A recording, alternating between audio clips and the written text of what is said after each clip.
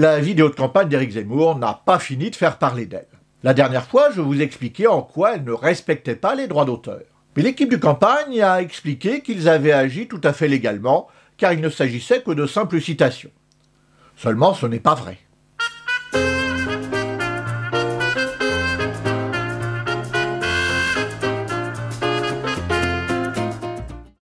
Cette vidéo fait suite à celle de la semaine dernière, et si vous ne l'avez pas vue, appuyez sur pause et allez la voir, ou la revoir. Elle est là. Ça y est? Eh bien, allons-y.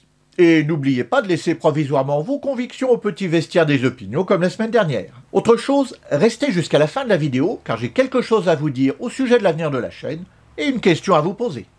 Vous avez été nombreux en commentaire à me demander d'expliquer un peu ce que c'est que ce fameux droit de citation. C'est un sujet important, et pas seulement parce que l'équipe de campagne de Zemmour prétend en bénéficier.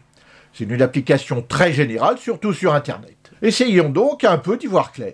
Vous savez déjà que le droit d'auteur réserve à l'auteur, ou à ses ayants droit, la possibilité d'autoriser l'utilisation d'une œuvre protégée. Ceci dit, le Code de la propriété intellectuelle a tout de même organisé quelques exceptions au droit d'auteur, histoire de concilier la chèvre et le chou en quelque sorte. Et en l'espèce, le chou c'est l'œuvre, et la chèvre ce sont les usagers du droit d'auteur.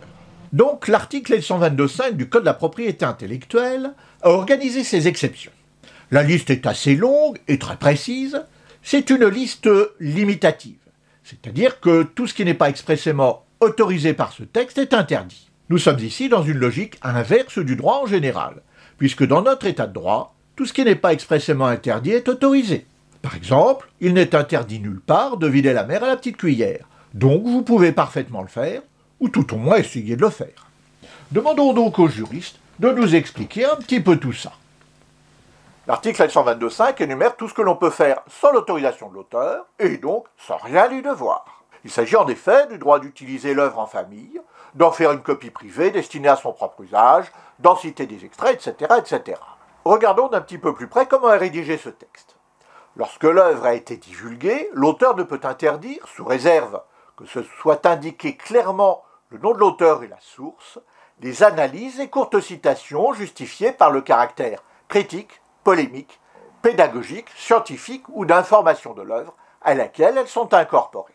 Il y a donc deux conditions cumulatives dans ce texte. La première est qu'il faut d'abord que la citation soit courte, la seconde est qu'il faut qu'elle ait été faite dans un but précis et limitativement énuméré.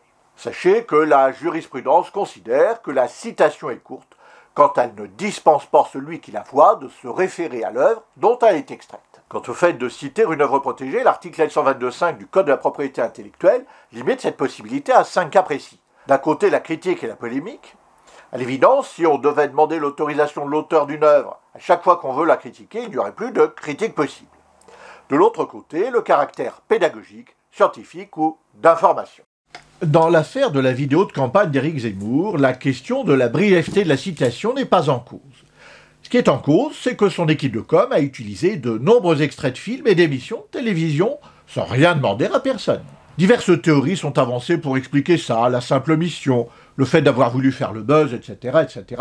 Mais peu importe, de toute façon, ça ne change absolument rien au droit, qui est le même dans tous les cas. Dans ces éléments de langage, l'entourage de Zemmour a prétendu qu'il n'y avait pas de problème d'ordre juridique, puisqu'il ne s'agissait que de simples citations. Seulement, l'utilisation qui est faite par Zemmour ne rentre dans aucun des cas prévus par la loi. Il ne s'agit pas de critique ou de polémique, il ne s'agit pas non plus d'une vidéo pédagogique, scientifique ou d'information, mais d'un film de propagande politique. Et ça relève plutôt de la communication commerciale. Son équipe de campagne aurait donc dû acheter les droits des divers extraits utilisés. Elle ne l'a pas fait. C'est pourquoi la chose a tant fait parler d'elle. Et toi, quand tu as mis un extrait de sa vidéo il y a genre 4 minutes? Excellente question, Tricotine. Il s'agit non seulement d'une exception pédagogique, mais en plus d'une exception d'actualité. C'est pourquoi j'ai le droit. Putain, il est fort ce con. Nous verrons bien ce qu'en diront les tribunaux, puisqu'il semble que plusieurs procès en droit d'auteur sont envisagés par les auteurs et les ayants droit. Mais je doute que ces tribunaux aient un avis différent du mien. Nous sortons tous des mêmes facultés, nous avons tous la même formation, et évidemment nous appliquons tous les mêmes textes. Dites-moi en commentaire si cette vidéo répond à vos questions, et surtout dites-moi si vous auriez préféré une seule vidéo un peu plus longue plutôt que ces 2 vidéos successives sur ce même sujet. Pour être tout à fait transparent une fois de plus avec vous, j'hésitais jusqu'à présent à faire des vidéos plus longues. Et ceci pour plusieurs raisons. L'une de ces raisons vient de disparaître. Jusqu'à présent, en effet, je n'avais pas la fibre.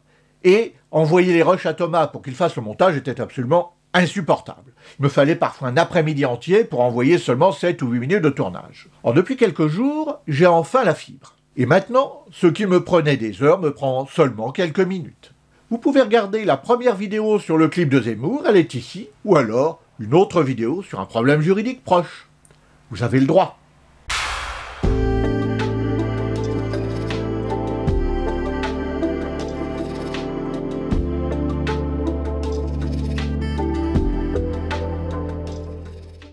Les croquettes qui périssent sous les dents affamées de tricotine.